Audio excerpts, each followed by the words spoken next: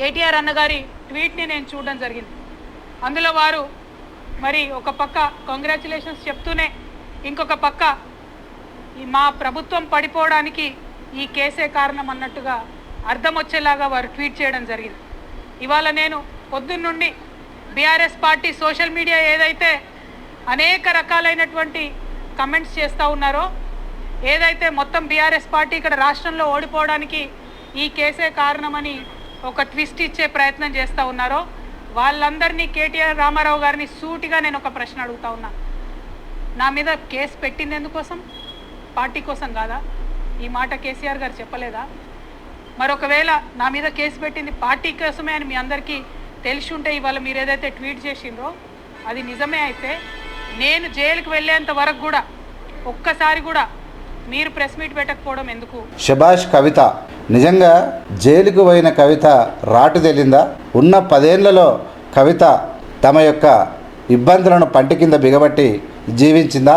ఇలా కవిత అవలంబిస్తున్న తీరును బట్టి చూస్తే, కవిత తిరగబడుతున్న తీరును బట్టి చూస్తే తెలంగాణ ప్రజలనే కాదు ఇంట్లో ఉన్న ఆడపిల్లను కూడా ముందుకు పోకుండా, అంటే తమతో సమానంగా ఎదగకుండా అభివృద్ధిని ఓర్చుకోలేనటువంటి కల్వకుంట్ల కుటుంబం అత్యంత ప్రమాదకరమైంది అన్నట్టుగా కనబడుతూ ఉంది.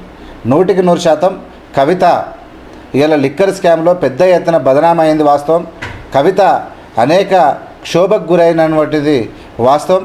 ఏదేమైనా ఇలా కవితకు కేజ్రీవాల్ పైన ఉన్నటువంటి కేసులు పూర్తిగా కొట్టివేస్తూ క్లీన్ చిట్ ఇచ్చినటువంటి సుప్రీంకోర్టు ఇలా నీట్గా కవిత మాట్లాడుతున్నటువంటి తీరు చూస్తూ ఉంటే ఇలా దేశ ప్రజలంతా శభాష్ కవిత, నువ్వు జైలుకోవడం ఒకటే కాదు, మీ యొక్క కుటుంబం కల్వకుంట్ల కుటుంబము చేసినటువంటి దుర్మార్గాలను కూకటి వేలతో పీకేస్తూ ఉంటే వాళ్ళు చేసినటువంటి వాళ్ళ యొక్క కండకావరంతో అధికార బలంతో వాళ్ళు చేసినటువంటి అరాచకాలను నువ్వు వంగబెట్టి సప్పరిస్తూ ఉంటే ఇలా దేశం అంతా హ్యాపీగా ఫీల్ అవుతూ ఉంది.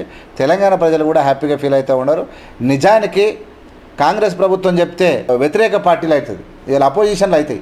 కానీ మీరు మాట్లాడినప్పుడు ఇలా ఒక్కనికి కూడా కల్వకుంట్ల కుటుంబంలో కానీ హరీష్ రావుకి కానీ ఎవరికి సంతోష్ రావుకి కానీ కేసీఆర్కు ఎవరికి కూడా కవితకు సమాధానం చెప్పే దమ్ము లేకపోవడం, అన్ని విషయాల్లో ఒక్క మహిళ ఎదుర్కొంటున్నటువంటి తీరు కవితను అందరు శభాష్ కవిత అంటూ ఉన్నారు.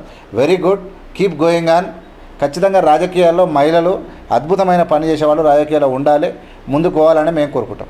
Thank you so much. చూస్తూనే ఉండండి ఏవిఎం మీడియా. జై హింద్, జై భీమ్, జై భారత్.